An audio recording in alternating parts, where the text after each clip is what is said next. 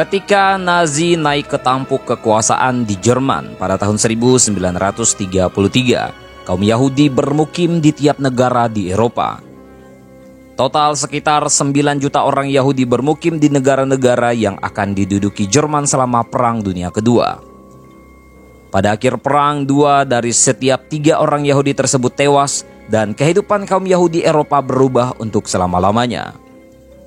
Pada tahun 1933, komunitas terbesar Yahudi terkonsentrasi di timur Eropa, termasuk Polandia, Uni Soviet, Hungaria, dan Rumania.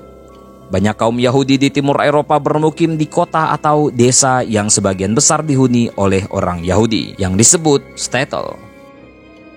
Kaum Yahudi di timur Eropa menjalani kehidupan secara terpisah sebagai kaum minoritas di dalam budaya kaum mayoritas. Mereka berbicara dalam bahasa mereka sendiri, Yiddish, yang menggabungkan unsur-unsur dari bahasa Jerman dan Ibrani. Mereka membaca buku-buku berbahasa Yiddish dan mendatangi teater dan bioskop yang memutar film berbahasa Yiddish.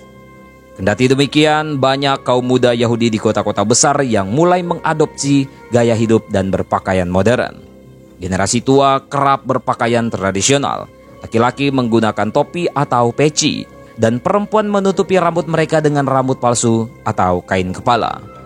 Sebaliknya, di barat Eropa, Jerman, Prancis, Italia, Belanda, dan Belgia, proporsi kaum Yahudi dalam masyarakat jauh lebih kecil dan mereka cenderung mengadopsi budaya tetangga non-Yahudi mereka. Mereka berpakaian dan berbicara seperti kompatriot mereka.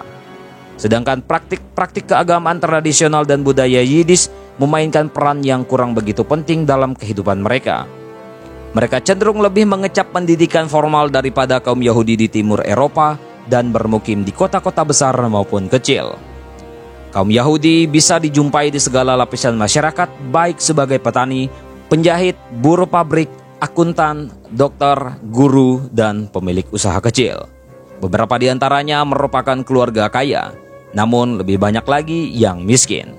Banyak anak yang berhenti sekolah lebih awal agar dapat bekerja dalam bidang kerajinan atau berdagang. Namun ada juga yang ingin melanjutkan pendidikan sampai ke tingkat perguruan tinggi. Meskipun demikian, apapun perbedaan mereka semuanya sama dalam satu hal.